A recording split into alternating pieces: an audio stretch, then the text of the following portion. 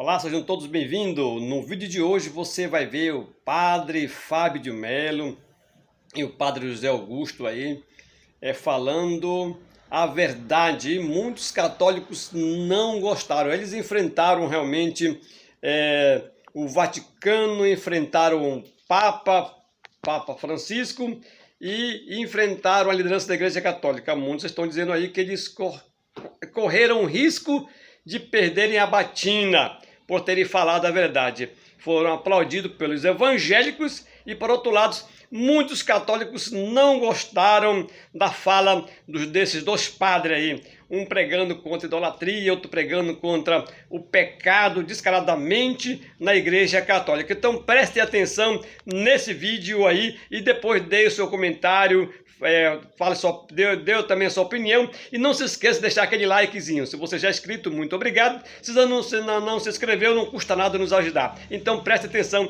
nesse vídeo. Católicos pela leitura da Sagrada Escritura. E a gente sabe que os evangélicos gostam de ler a palavra de Deus. Você vai ou não vai parar com essas práticas homossexuais?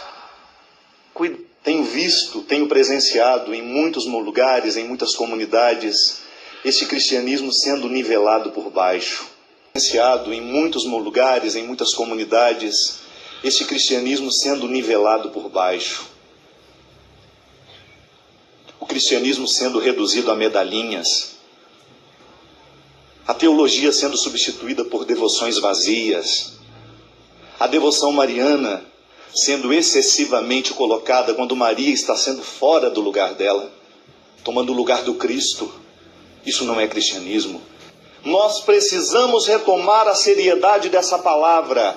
São Paulo não brinca com a comunidade. São Paulo não está falando com meios termos. É Cristo que nos salva.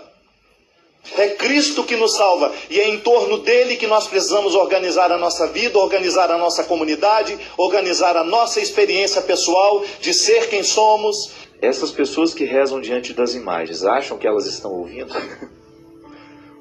Não, a imagem não pode ouvir nada, né? Mesmo se tiver alguma ouvindo, eu estou correndo, pelo amor de Deus.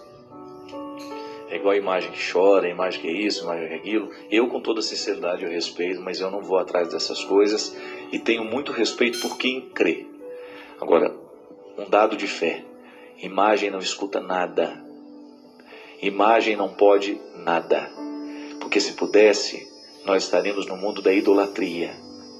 Se você acredita que uma imagem tem poder de alguma coisa, de fazer um milagre na sua vida, isso se chama idolatria. Primeiro, a gente gostaria de admitir que os católicos, na sua grande maioria, não têm o hábito do estudo da palavra de Deus. Isso é uma realidade. Nós não podemos fugir desta realidade. A gente sabe que com a renovação carismática houve um crescimento muito grande no interesse dos católicos pela leitura da Sagrada Escritura. E a gente sabe que os evangélicos gostam de ler a palavra de Deus, gostam de conhecer. E eles gostam de fazer cursos, eles gostam de estudar, de mergulhar no conhecimento da palavra. De 30º dia, em que você coloca a intenção ali e depois o padre diz que ele está no céu, viu? Toma cuidado com isso. Porque se ele não se cuidou quando estava vivo, agora ele está no céu.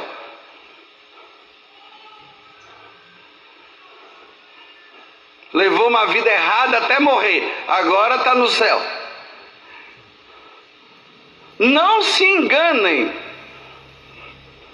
porque a missa acontece sim, a intenção que você coloca está lá. Na hora que morre, chama o padre para fazer as exéquias, para fazer aquela celebração, tudo bonitinho, olha, corretamente.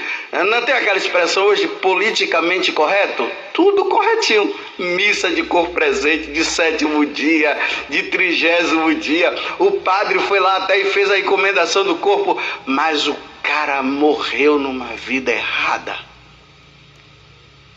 Não é aquela água benta que vai salvar. O que vai salvar é a mudança de vida. Mateus mudou de vida. Ele era ladrão e passou a ser honesto. Por isso que agora ele está no céu. Vou repetir o que está na carta de São Paulo aos Coríntios, segunda carta de São Paulo aos Coríntios, capítulo 5, versículo 10. Todos nós iremos diante do tribunal de Deus. Ao chegarmos lá, iremos prestar contas dos nossos atos, bons ou maus, cometidos neste corpo. Você está pronto? Porque Jesus é bom, Ele é misericordioso, Ele me ama, Ele é tudo. Mas e aí, você vai largar essa bebida ou não vai? Você vai largar esse adultério ou não vai?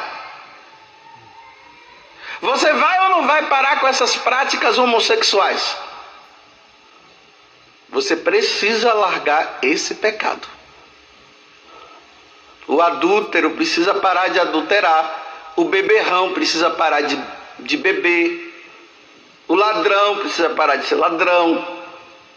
O corrupto precisa parar de ser corrupto. O fofoqueiro precisa parar de ser fofoqueiro. Falei que não ia falar isso nunca. Mas hoje, rezando lá, Jesus disse: está na hora de você falar também. Porque se os outros estão falando, não é possível que a Igreja Católica fique calado.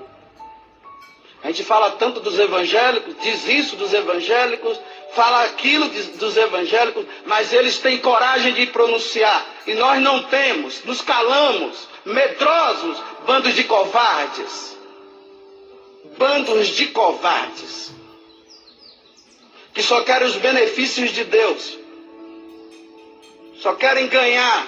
Mas salvar não quer, salvação de alma ninguém quer. E a salvação? E a salvação dos nossos filhos? Se vocês pensam que o inferno não existe, o inferno existe sim. E ai daqueles que forem para lá. Deus criou o homem e a mulher. Livro do Gênesis.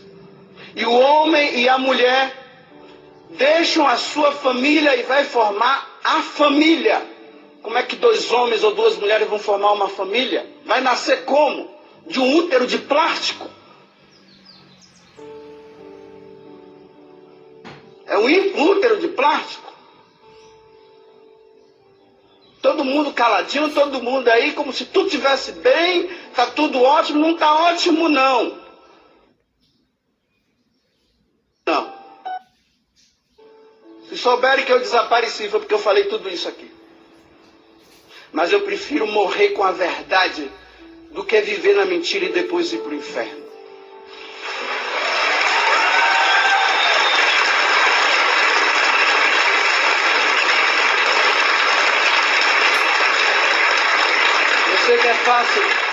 Eu sei que é fácil para vocês baterem palmas.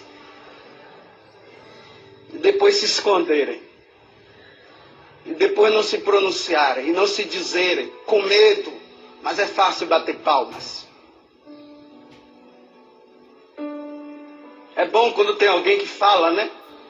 Esse adultério ou não vai? Você vai ou não vai parar com essas práticas homossexuais? Cuidado.